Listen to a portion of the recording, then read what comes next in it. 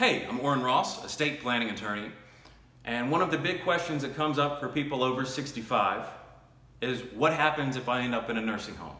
So nursing home expenses are really draining a lot of people of their entire life savings. So the average cost right now in Georgia for nursing home care for a single person is $7,000 a month.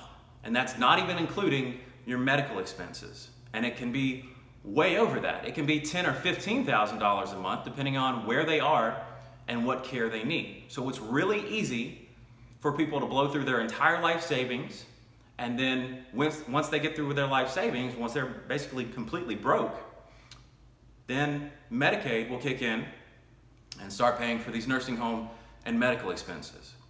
So a good way to avoid that is long-term care insurance. There are insurance policies that you can buy so that if you do end up in a long-term care situation, you have this insurance company paying for most of your costs. So it can really ease the burden on your family.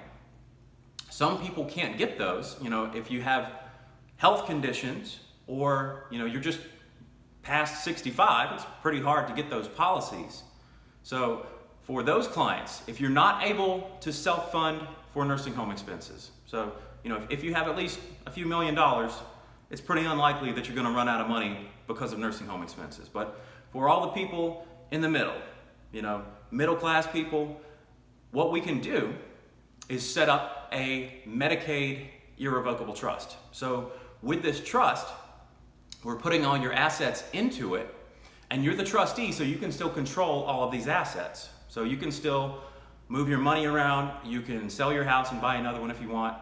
The one thing that you can't do is take money out of that trust and put it directly back into your name. You can't just spend that money directly on yourself.